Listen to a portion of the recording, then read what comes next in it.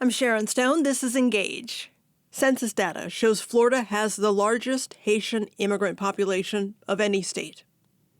Haiti was first designated for temporary protected status in 2010 after a devastating earthquake killed more than 200,000 people, left more than 1.5 million homeless, and destroyed critical infrastructure on the Caribbean island.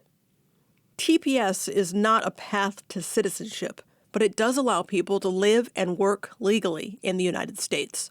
Immigration advocates in Central Florida want TPS extended, arguing Haiti remains a dangerous country plagued by violence and civil unrest. Critics say TPS was always meant to be temporary. After lawsuits challenged the administration's decision to end TPS for Haiti and Syria, the conservative majority Supreme Court ruled in a 6-3 decision last week that the law prevents courts from questioning how the Department of Homeland Security decides to revoke the protections. In a statement, the White House said the ruling giving the Trump administration full authority to terminate temporary protected status for Haitian migrants is a major victory for America and the president's effort to end the border invasion. Florida is home to more Haitian TPS holders than any other state. I planned on starting this story by introducing you to a Haitian man living in Central Florida under temporary protected status. He agreed to share what this moment feels like. Before we could talk, he became so frightened about speaking publicly and what might happen to him, he couldn't go through with the interview. That fear is something Ann Pierville says she's seeing more of. She is Haitian American, born and raised in Central Florida, and director of the Haitian Lawyers Association. It's heartbreaking because, we knew that this would cause that type of fear and chilling effect in the community of people that are just so fearful they're not even going to leave their house. And we knew this would come because people are realizing that they are about to lose their access to work, their access to a driver's license, food insecurity. How are they going to pay their bills next month? And a lot of people are super scared. I actually spoke with a local pastor today, and he told me his church was empty on Sunday because his church is mostly TPS holders, and that just broke his heart. There was no one there. It was empty.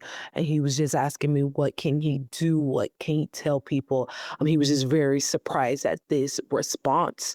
We are seeing this and we are hearing this from the community. People are so scared and people don't know what to do. They don't know what's next.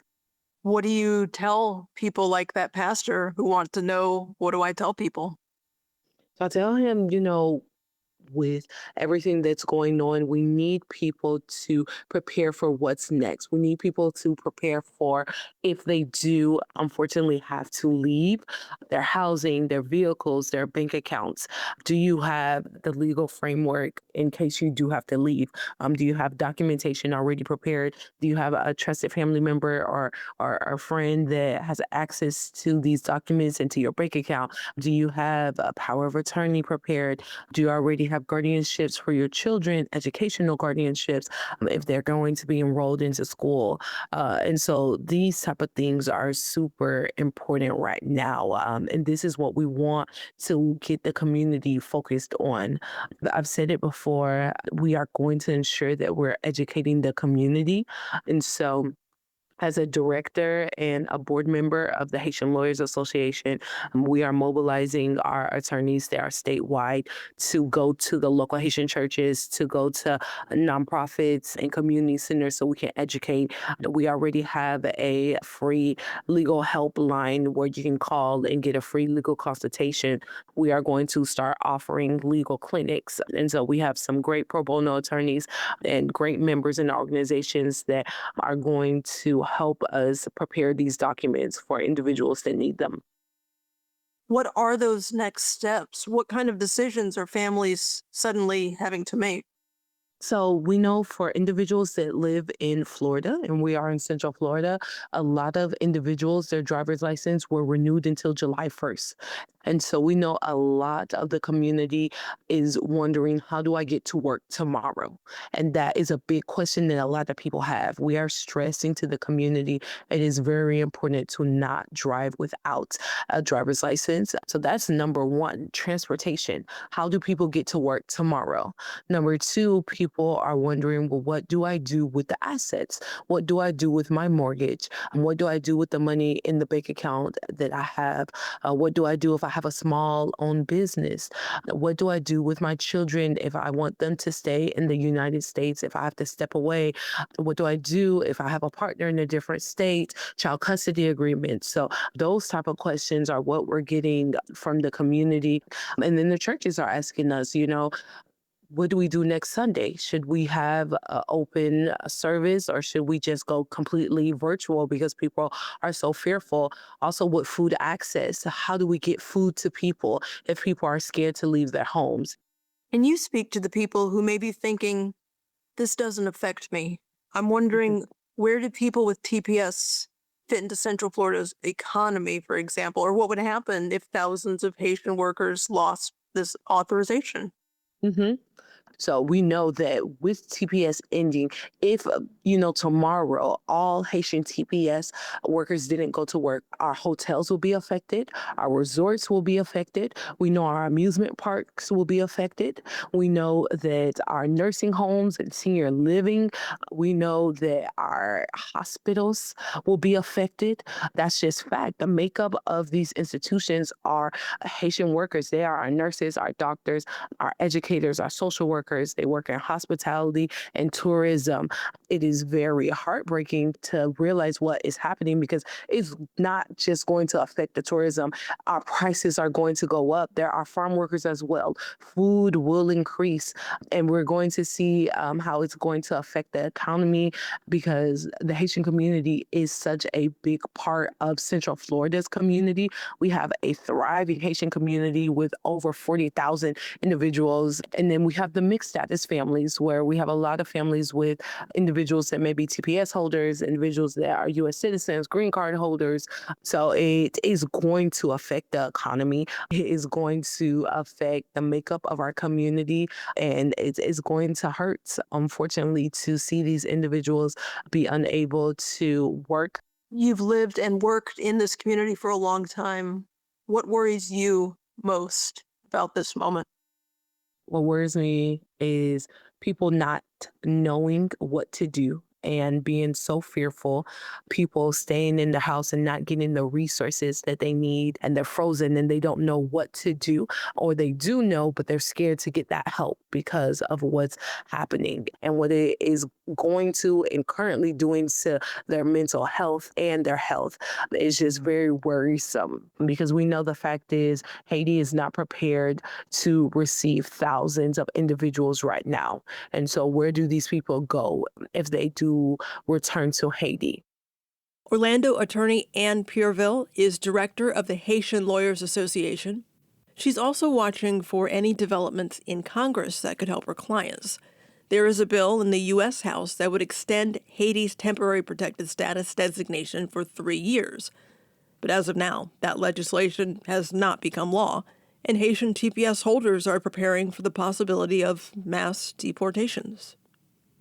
That fear Pureville talked about extends beyond individual families. Daryl Butler is a licensed certified nursing assistant and Orlando-based organizer for the 1199 SCIU union that represents thousands of healthcare employees. He is visiting and reaching out to impacted workers in Central Florida, including 4 Haitian nursing home employees in Melbourne with TPS. Some of them are really fearful to even have conversations about this because they don't know where to turn, who's going to report them. Data from the Haitian Bridge Alliance, a nonprofit that advocates for fair immigration policies, shows 93,000 Haitian TPS recipients are part of Florida's workforce. 4,000 are nursing assistants. Butler says losing staff working in hospitals and nursing homes in Central Florida will have ripple effects. Losing just a few workers, that will impact the care dramatically. Trust me, it will. Working short on the floor just one day, caring for up to 20 residents at one time in the state of Florida, it's crazy. And it caused a lot of burnouts. It caused breakdowns in resident care inside of our facilities. As a caregiver, we are hardworking.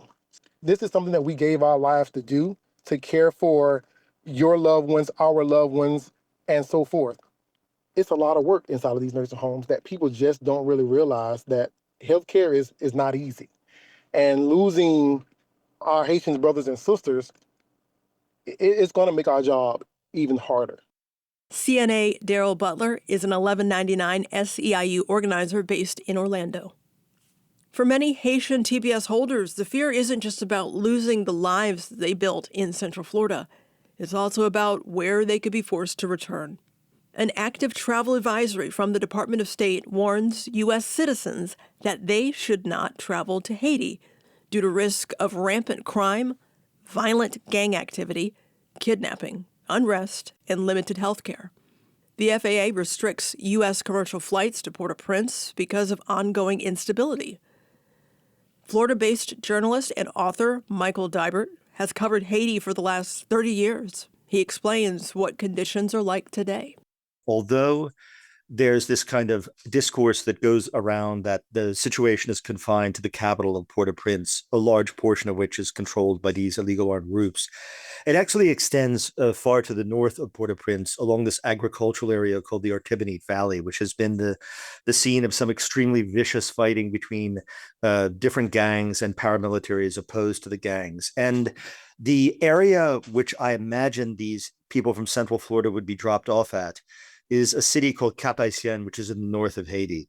So basically, if you're going to go anywhere else in the south of Haiti to Port-au-Prince itself or to the southern peninsula, you would have to pass through this area of the Artibonite Valley that's completely riven by violence now.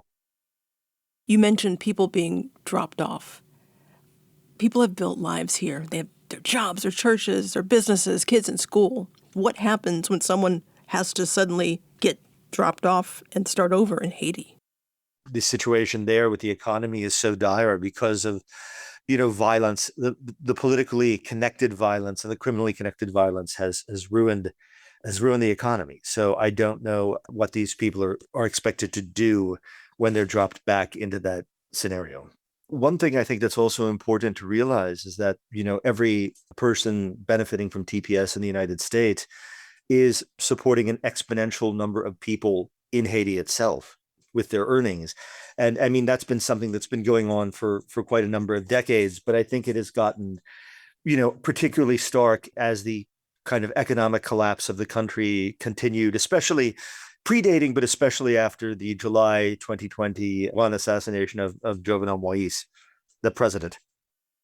And Mike, we last spoke to you in March of 2024 after a crisis saw the government disintegrate. Protesters and gangs took over the streets. How has that evolved? How have conditions improved, if they have?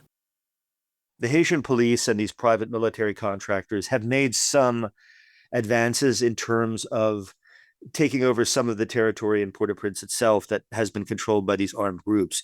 But it's been very, I would say, piecemeal. And I think these gangs are still operating with a fair degree of freedom and a fair amount of impunity, unfortunately. I mean, in addition to that, we have to look at the kind of, the political dysfunction. I mean, of course, Haiti hasn't had any kind of elected bodies of office, including the presidency, including the parliament, since 2021. And what we have now is a prime minister who hasn't been elected by anybody, who's kind of ruling with the support of the United States and various other partners, and is set to have, presidential elections and parliamentary elections sometime in the next year. I mean, they were supposed to happen by the end of this year. That is looking more and more unlikely. The average person in Haiti doesn't really have a voice in how the country is run because there's nobody in office that they have elected. Is Haiti prepared or in a position to take in thousands of migrants? Completely not. In fact, it'd be hard to think of a country on earth that is less prepared to take in thousands of people who were being, summarily deported from lives they have built in the United States. I think the great lie at the center of this decision is that somehow, the conditions in Haiti have improved enough that people no longer deserve temporary protected status in the United States. I mean, the situation is far worse than it was 10 years ago, for example. The FAA has banned flights in and out of Port-au-Prince, the airport in Port-au-Prince, the capital, because planes were getting shot at. If, as I assume, they're going to be depositing all of these people in Cap-Haïtien in the north, where some of them may not have any connections, they may not have any family. I mean, what are they going to do for work? Where are they going to stay? As people in Central Florida watch this unfold, what do you think is important for them to understand about what TPS holders are facing? I think what's really important is the fact that through the benefits of the Haitians that are enjoying TPS in the United States, because of their ability to, however, meagerly support their families in Haiti, that in some way, that is a stabilizing factor in an extremely unstable situation, which is in Haiti, which I think, all of us in the Americas have to have an interest in kind of a peaceful, stable, democratic Haiti. And the decision to send many thousands of Haitians back to this current inferno that's there is going to make that less likely and more difficult to achieve rather than easier to achieve. Florida journalist and author Michael Dibert has covered Haiti for decades. While the future is uncertain for the thousands of Haitian Americans with TPS in Central Florida, the message from Orlando pastor Mark Antoine is one of resilience. He was born in Haiti and is pastor of the Creole campus of the Kingdom Church. We gather today with heavy hearts. We gather with heavy hearts, but we also gather with faith, the same faith that has carried us through, and Haitians know how to be carried through by faith. For so many of our Haitian brothers and sisters, this is not just a policy change. This is a door slamming in our face. This is a threat to dreams, livelihoods, and stability. But as people of faith, people who believe and follow our Lord and Savior Jesus Christ, we believe that there is no earthly decision that can overshadow the promises of God. We feel the pain, we feel it deeply, but we also stand in resilience. We remember what happened when the people of Israel were facing threat. God sent a man named Moses to go and liberate the people. We remember what happened when the people were facing threat again. God sent a woman named Esther. We remember what happened when the walls were destroyed. God sent a man named Nehemiah. We remember what happened when women were not getting fed. There was a team of men dedicated. We call them deacons to go and feed and make sure that there was justice. I say that to say this. Today we stand here as Moses. We stand here as Nehemiah. We stand here as Esther's. We stand here as the deacons. We stand here so that we can be the light in the darkness. We stand here to advocate for justice, to support one another. And we stand here to say that we will not give up. We know that even in the midst of all of this, God is in control. There's something that Haitians like to say, toutes choses concourent au bien de ceux qui aiment Dieu. All things work together for the good of them that love the Lord. So we will persevere, not just because we must, but we know that in the end, God's justice will prevail. And as we say, as a lot of our people say, problème pas fini, but what I want to tell you today, grâce bon Dieu pas fini non plus. Que bon Dieu bénisse. Mark Antoine is a pastor at the Kingdom Church in Orlando. Engage is a production of Central Florida Public Media. Subscribe wherever you get your podcasts so you never miss an episode. Richard Copeland is our senior producer. I'm Sharon Stone. You can reach us anytime with questions, comments, or story ideas. Send an email to engage@cfpublic.org. Thanks for listening.